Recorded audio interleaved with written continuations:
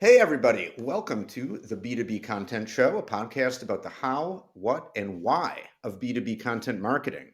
I'm Jeremy Shear, and my guest is Mark Bliss, Senior Vice President of Marketing at DNSFilter. Mark, it's great to have you on the show. Great to be here. Thank you for having me, Jeremy. You're very welcome. So, start with a memorable marketing moment or two from your career. The one that stands out at the top of my head right now, first department I ever managed, I threw out this crazy idea that we wanted to do a video tour. So everything from the company, the product, how we manage our customer success, and do this full blown tour. And I didn't want to use actors; I just wanted to use employees. And of course, that's the type of like moonshot idea that you probably shouldn't do with the very first department that you're managing. But I directed and produced it and had a lot of fun, and it ended up becoming the highest performing asset of that year. We ended up Wow. direct like making it a part of our homepage, linking through into that video tour. So it was awesome. Took a big risk and it paid off, but boy, was that a fun learning experience trying to work with the videographers to edit things down. You got like 30 minutes of content from somebody speaking that you bring down into like 60 seconds of usable content. Right. So it was really interesting. But yeah, that's probably my most memorable moment because I think it taught me to do big things and just Mm. learn from it if it doesn't work out. Because I got another 10 of Hmm. those that didn't work. Right, right. Well, I think that's how that works, right? Creative people, you got to be willing to take risks, and a lot of things won't work out, but sometimes that leads to the next idea, right? Like you just said, you learn from it, it sparks the next thing, and if you're just afraid of failing, then you won't do anything cool. Well, nothing good happens in the gap where you're trying to play it safe. Right. You can be reasonable, but too safe is not great. So, all right, cool. Very cool marketing moment. So, now before we leap into our main topic, say a few words about DNS Filter. What do you guys do? Sure. So shockingly, we filter DNS. So for those who don't know, DNS the DNS layer is like the phone book of the internet. And so what we do is we have this AI powered threat detection and categorization solution that works off of any device, any network, anywhere in the world, and we help organizations kind of limit not just their risk and exposure to cyber threats, but also help them to configure what types of websites can employees access or not access on corporate issued devices, which is particularly critical in a world where everybody's remote working. And a lot of times they're even remote working in open networks in places like Starbucks. And so that's where our software really comes into play, is just making sure that folks are safe. Okay, very good. So now, when you and I chatted a week or so ago to prepare for this call, I asked you about your marketing strategy and your content strategy, and you said that you can kind of summarize your approach as starting big to go small. And my next question to you was, what do you mean? What does that mean? So I'm going to ask that question again. What does that mean to start big to go small? I think at its simplest level, you only have so much marketing brain power to go around. Some teams are smaller than other organizations with a huge brain trust of content marketers. You only have so much marketing brain power. And so when I talk about big to go small, it's saying that let's focus and prioritize the biggest assets because we can create smaller assets off of those. So one webinar can net like 4 blogs, a handful of videos, even infographics, depending on the webinar. And so if you focus on all of the blogs and then build your way up to the webinar, that's starting small to go big. I think you lose a lot in translation. I think it doesn't lend itself to the same level of creativity. Whereas if you start big and you start on the webinar itself and you make it as fun, as creative, as awesome as possible, now you're walking away with four very cohesive, intertwined blogs and content assets like videos that you can cut up and leverage for social, and everything points together, which is amazing. Plus, if you knock it out of the park with a really awesome, big creative idea, now that lends itself into other areas of your content plan, as opposed to being siloed or it being an afterthought. You know. Okay. So now you mentioned webinars as one example. Give us a real life example of like a big idea that you put in motion and then repurposed into all kinds of smaller pieces of content. Well, I think recently, so we did a virtual conference called DNS, like Unfiltered, and it's basically 5 webinars.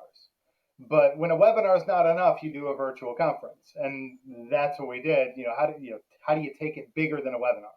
So we did that. We actually had Sugar Ray as a guest. It was a Hmm. very different style than what our space would normally have.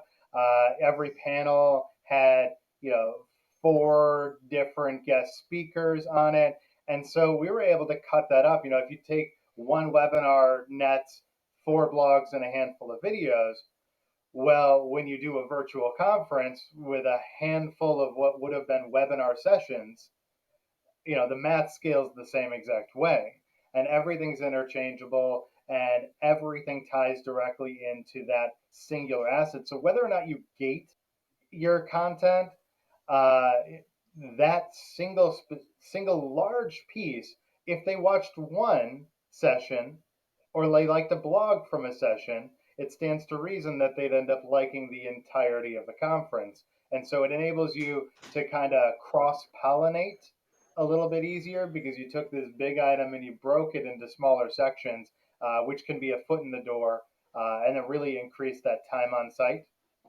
Hmm. Okay. Just to clarify for folks, you said Sugar Ray was like a special guest. And just to clarify, you mean Sugar Ray, the band that had hits in the 90s, not Sugar Ray Leonard, the boxer, which also would have Indeed. been really cool. Yeah, yeah. I think with anything in this day and age, B2B doesn't have to be boring. And Yeah.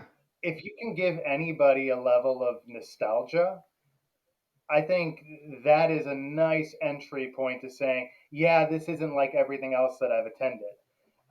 And so that's the whole thing. If you go big to go small, I want people to look at the content. But if I can have Mark McGrath from Sugar Ray singing a song, and that gets me more people in the door, and now all of that content is much more valuable all across the board. It's a win-win situation. We actually did our hype video post event.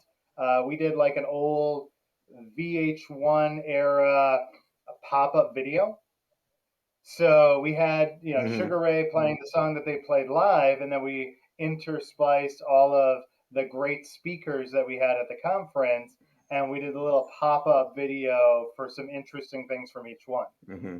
So again, go Hmm. big, you can go small into some of these amazing avenues. Now if I can get anybody interested in any one of those speakers, and any one of that, Hmm. any bit of content from it, even like a 2-minute video clip, now I've got that entry point into the rest of the content from it, and thus the entry point into DNS filter. Hmm. Yeah, makes a lot of sense. I like what you said about, B2B being entertaining, or actually going for that and not being boring. Right? And so you guys have clearly done some stuff along those lines. And I see a lot of talk about that on LinkedIn. And it seems like more B2B companies are starting to explore something like TikTok, for example, which is Oh yeah. pretty much 99.99% purely for entertainment. And I think the reason B2B companies are starting to explore it is, well, the vast reach, but also, can we go on there and do something entertaining? I mean, like, what do you think about that? Yeah, so we just launched a TikTok. Our it's the people of DNS Filter. Everybody should go give it a follow, because I think you have to not take yourself too seriously, because Mm, B2B buyers don't.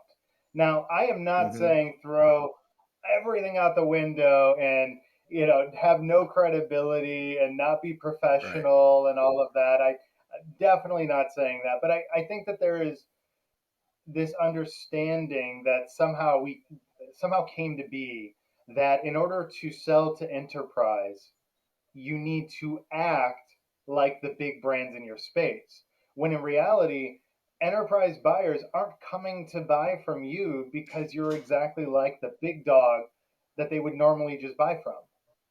They're not looking for that. They don't want Hmm. the diet version of that. They want something new, something interesting, and it gives you the opportunity as a scale up to do something different. Every time that the market has shifted with any type of big game changing idea, hell, the first time somebody started marketing on Facebook B2B, like, Hmm. it wasn't too long ago. And at that time, it just felt weird. The first business page on Facebook, it felt weird for B2B, Yeah. but that's where people are. And so you go where people Hmm. are and you talk to them and communicate how they want to be, spoken to and communicated with. And I think that opens the door. And you can only do that with the bandwidth that you have if you're doing this bigger thing. So if you're starting small and trying to work your way up to it, there's not enough brain power, time, and talent in anybody's organization to do that. But if you start bigger and then you just piece part out, that's how you hit your blog quota, right? Like, there's a lot of companies that have a Hmm. quota on how many blogs their team has to create and publish, which I think is ridiculous, by the way. But for all of those who still do that, you can hit your blog quota by publishing something big and fun and exciting, just by breaking it up after the fact. So, Mark, do you think is part of the concern if you don't start big, but rather start small, kind of like you're saying, there's only so much brain power. Is part of the concern that you'll use up all your brain power and you won't have the resources to get to that big idea? Yeah, yeah, I think something has to be the priority. Right. I mean, unless you're just going to aimlessly create content, whatever ebb and flow. Heck, it could be driven by external factors. Maybe you've got a C-suite pushing ideas down, or a sales team pushing things cross-functionally, and you're reacting to a lot of that. But I think for the most part, everybody's trying to drive a conversation about their brand. They're trying to Yeah. bring in attention and they're leveraging content to do that.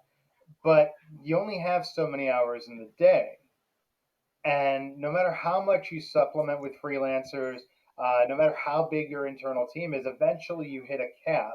And so for me, at least in my experience, it's always been a lot better to devote the majority of the time into the bigger, potentially game changing elements, as opposed to the smaller stuff. Uh, Gary Vee once said that sales is one creative idea every single day that drives a deal closer to closing, and marketing is one big idea every quarter that could change the company forever. Mm. And for me, I want to take my at bats on the things that could change the company.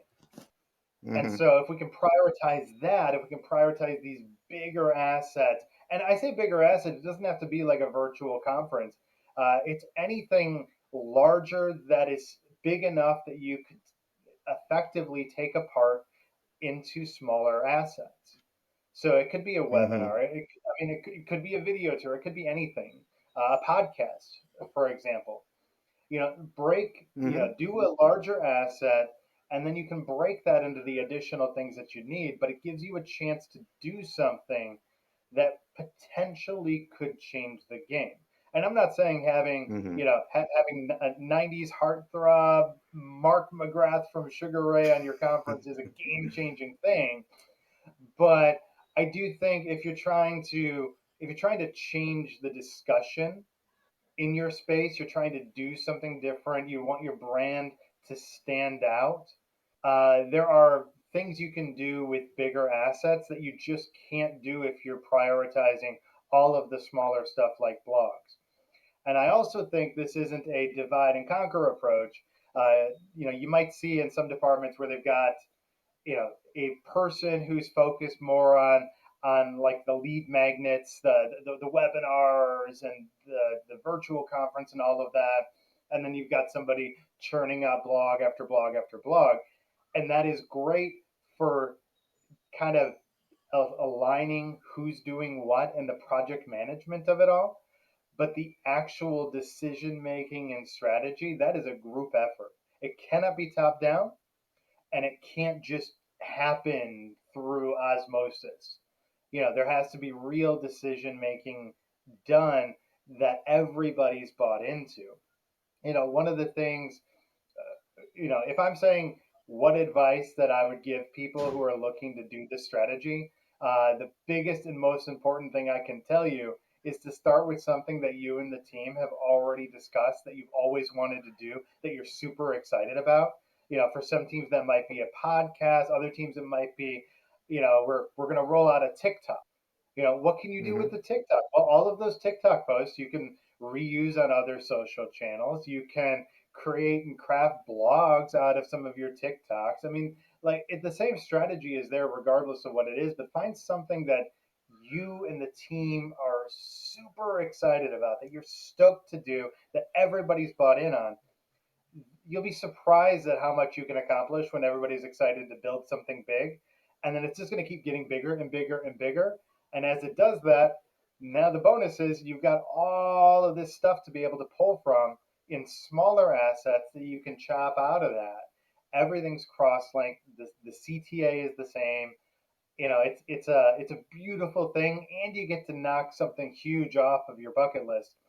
And if it works, maybe you've got this game-changing thing that shifts the Mm. company forever.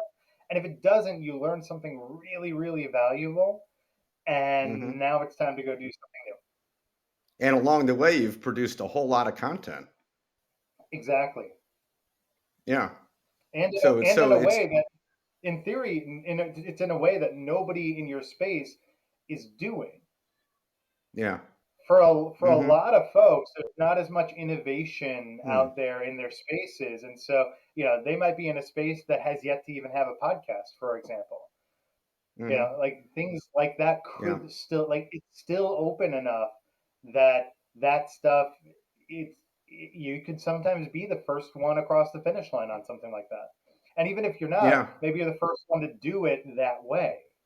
Whatever that Yeah. creative game changing idea that you've come up with, now it's something new, it's something different in the space, and it's exciting, and it just allows you to experiment in a way that if you were trying to go small to go big and you were trying to just build one piece on top of another, it never lends you the same type of creative big swings that you can take if you're starting big.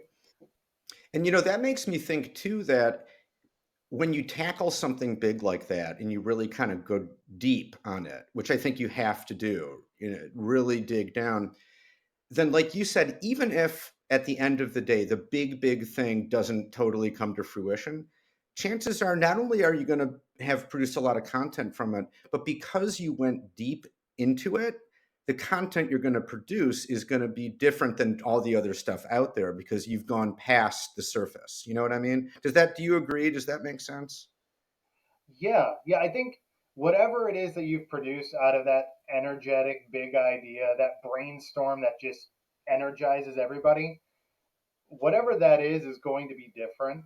And all of the Yeah. content from that family tree is going to be a little bit different. And I also think there's something to be said about the energy, right? So you're Mm. creating this different content, but you're doing it from a place that the entire team is excited about, and you're doing something different and you're Yeah. pushing the boundaries. And even if it doesn't work, the fact that everybody got to try it, the energy that that brings to your department, it's unmatched. You can't Mm. you can't get that from any other type of work. I mean, that's that type of just fun and excitement. It's the thing that makes you excited to do your job again, Yeah. you know, and out Yep. of the monotony of crap that people are probably working on day in and day out. If you get to do something Hmm. fun, something big, something exciting, something that was partially your idea, Yeah. it's such a game changer for just energy levels of the department. Right. So really great for morale for people. And as I think you're saying, and I think about this a lot too, if you're having fun and excited as you're doing the work and producing stuff, that can't help but infect the work in a good way and come across to people that it gives it maybe can be hard to measure exactly what that is. It's sort of like an ineffable quality a little bit, but I think that that's true, that the excitement that you're experiencing as you create something will end up making that thing better because somehow the people who engage with that can sense it. You know, again, I don't really have any evidence to back that up, but I feel that that's true. Maybe I just want it to be true. I'm not sure. What do you think? You know, I think I think morale is easy to measure. It's employee NPS scores, where things change based on department levels, based on quarters, and what are the main things you're working on in a quarter. You could absolutely measure that, and you can measure the output of this. You know, how well did it do? What type of pipeline and revenue was created off of it? How much attention did it get? You know, we talked share of voice. Like everything is measurable. And when you look at the excitement level, there is an element to that you can never put a number on, but that's actually my favorite Yeah. element of it because not everything should have a KPI attached to it. It just like it's the difference between I'm logging on to this meeting or I'm stoked because we're working on this, and you can just feel the Mm, difference in vibe and energy when you're working on a project that everybody is excited about versus yeah. the same old. Oh, I've got another blog to turn out on some topic that only four Yeah. people are going to care about.